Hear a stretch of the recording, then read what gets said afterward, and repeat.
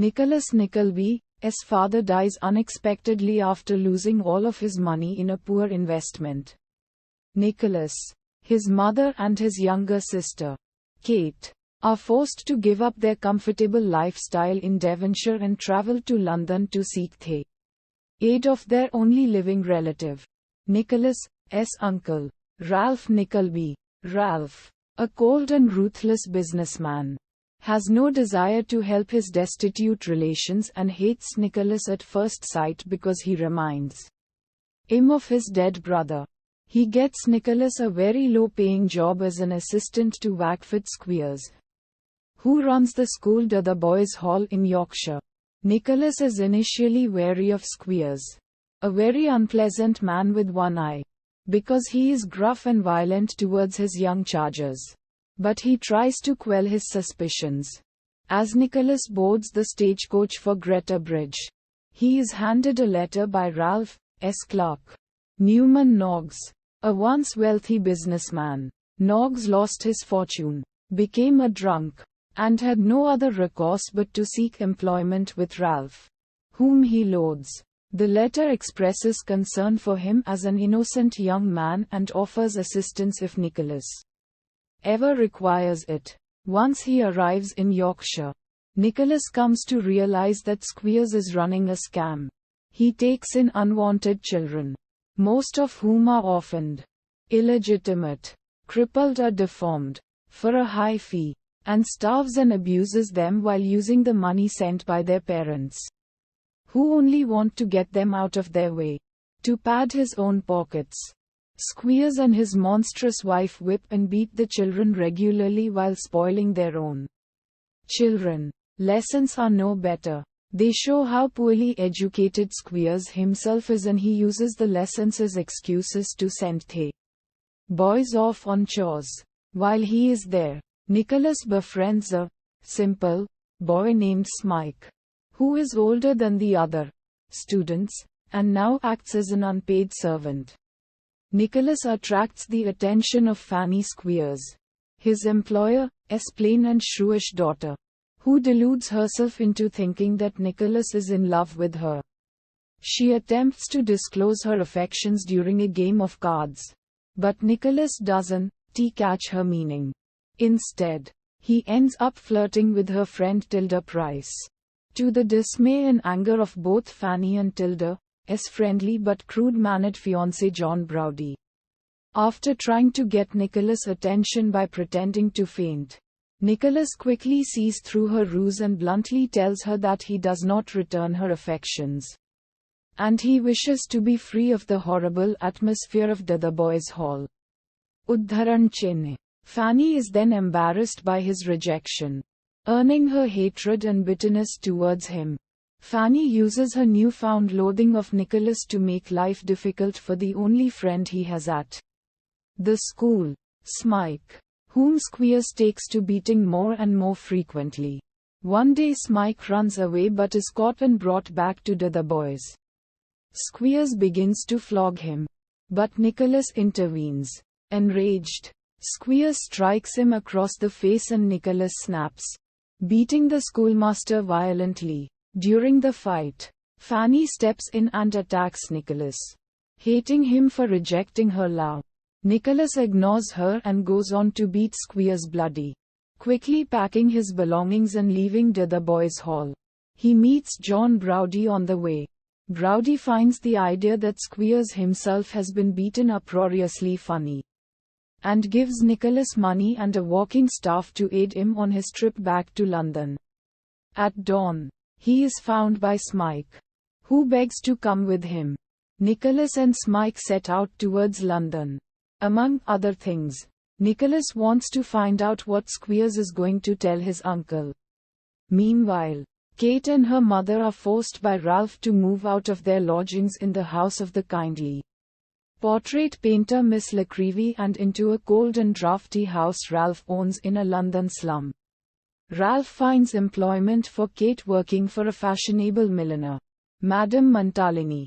Her husband, Mr. Montalini, is a gigolo who depends on his significantly older wife to supply his extravagant tastes. and offends Kate by leering at her. Kate proves initially clumsy at her job, which endears her to the head of the showroom, Miss Nag, a vain and foolish woman who uses Kate to make herself look better.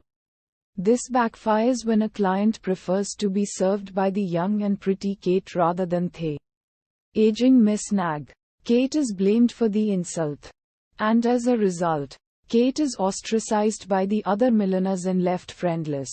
Nicholas seeks out the aid of Newman Noggs, who shows him a letter that Fanny Squeers has written to Ralph. It viciously exaggerates the events of the beating and slanders Nicholas. They suspect Ralph secretly knows the truth but is latching onto Fanny's account to further persecute Nicholas. Noggs tells Nicholas, who is intent on confronting his uncle, that Ralph is out of town and advises him to find a job. Nicholas goes to an employment office, where he encounters a strikingly beautiful girl. His search for employment fails, and he is about to give up when Noggs offers him the meager position of French teacher to the children of his neighbors, the Kenwigs family, and Nicholas is hired under the assumed name of Johnson to teach the children French. Ralph asks Kate to attend a dinner he is hosting for some business associates. When she arrives, she discovers she is the only woman in attendance, and it becomes clear Ralph is using her as bait to entice the foolish nobleman Lord Frederick Veriseth to do business with him. The other guests include Veriseth's mentor and friend, the disreputable nobleman Sir Mulberry Hawk, who humiliates Kate at dinner by making her the subject of an offensive bet.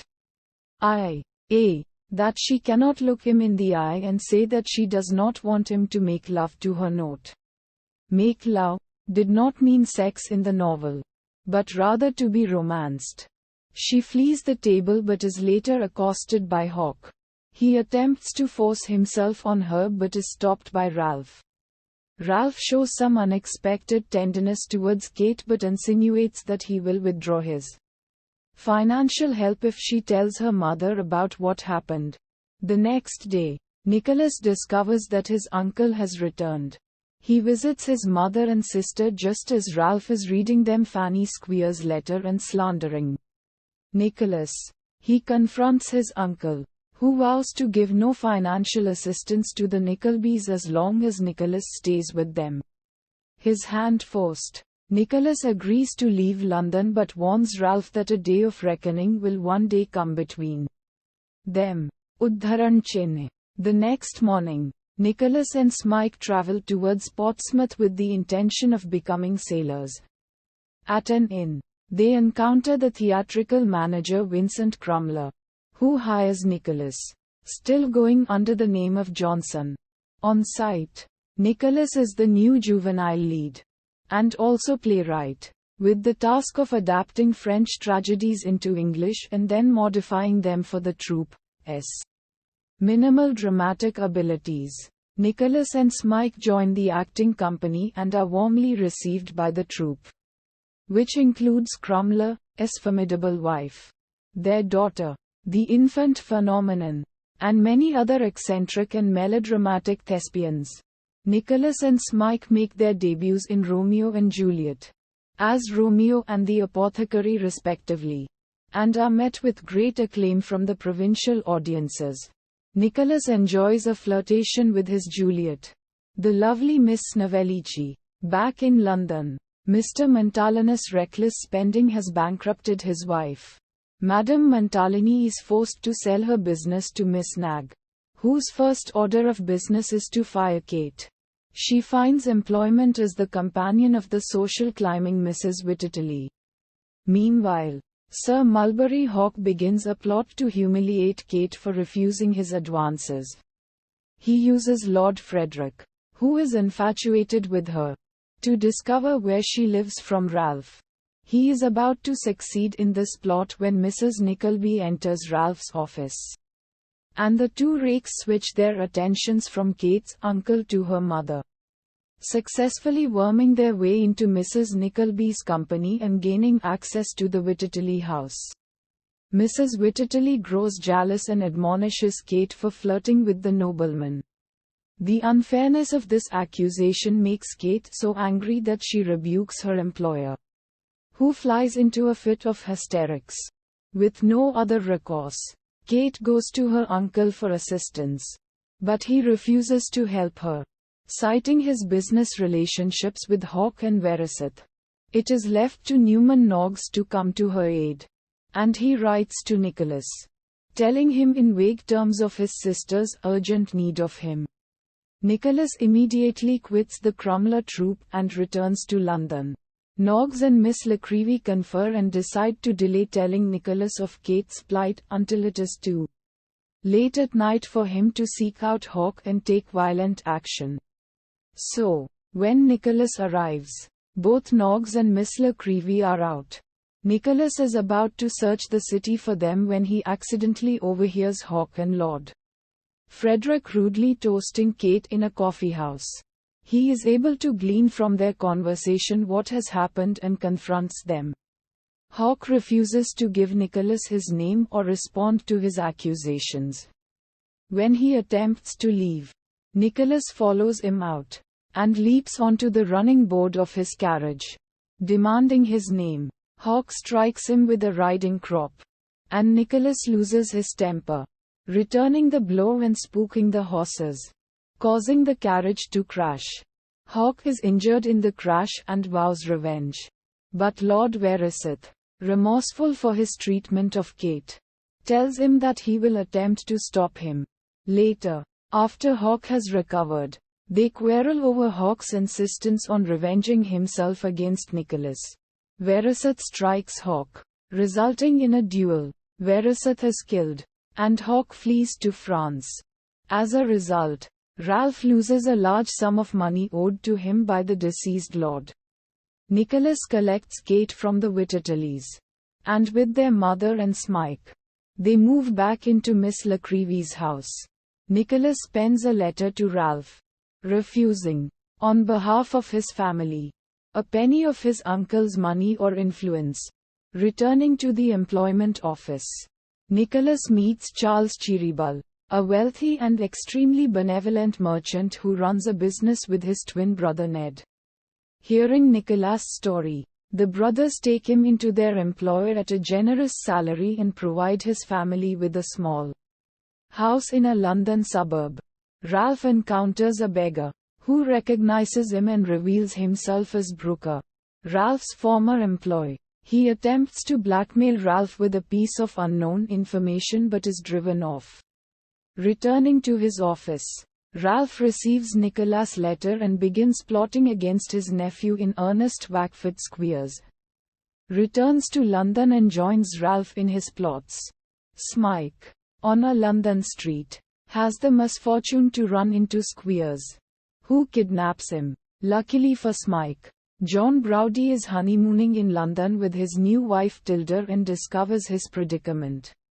When they have dinner with Squeers, Browdy fakes an illness and takes the opportunity to rescue Smike and send him back to Nicholas. In gratitude, Nicholas invites the Browdys to dinner. At the party, also attended by the Cheerybles' nephew Frank and their elderly clerk Tim Lincolnwater, Ralph and Squeers attempt to reclaim Smike by presenting forged documents to the effect that he is the long-lost son of a man named Snolly, who, in actuality, is a friend of Squeers with children at Dotheboys Hall. Smike refuses to go, but the threat of legal action remains. Udharan Chenne. While at work, Nicholas encounters the beautiful young woman he had seen in the employment office and realizes he is in love with her.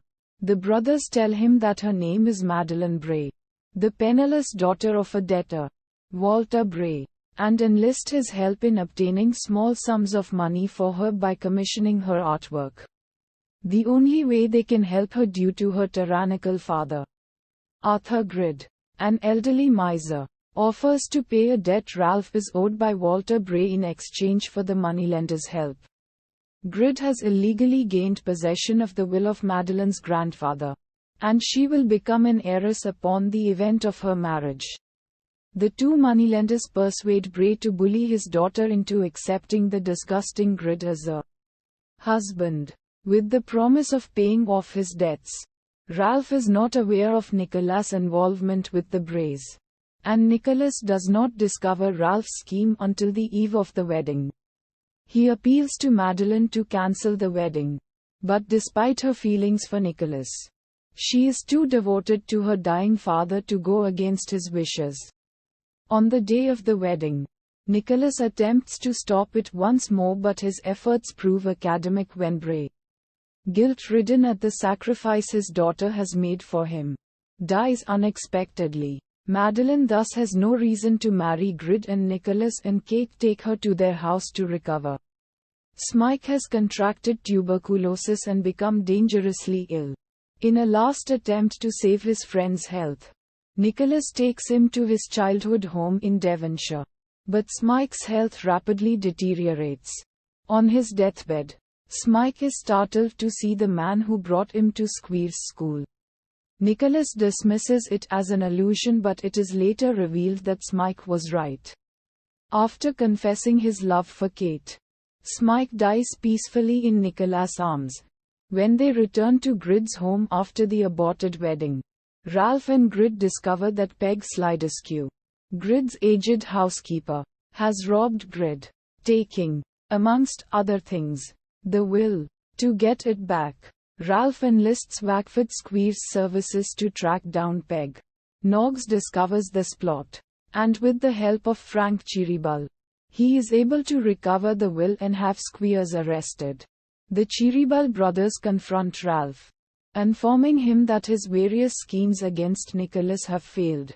They advise him to retire from London before charges are brought up against him. As Squeers is determined to confess all and implicate Ralph, he refuses their help but is summoned back to their offices that evening and told that Smike is dead. When he reacts to the news with vicious glee, the brothers reveal their final card. The beggar Brooker emerges and tells Ralph that Smike was his son. As a young man, Ralph had married a woman for her fortune but kept it secret so she would not forfeit her inheritance for marrying without her brother's consent, and wait for the brother to die. She eventually left him after bearing him a son, whom he entrusted to Brooker, who was then his clerk.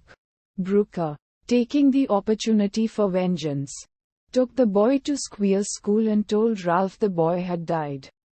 Brooker now repents his action, but a transportation sentence kept him from putting the matter right.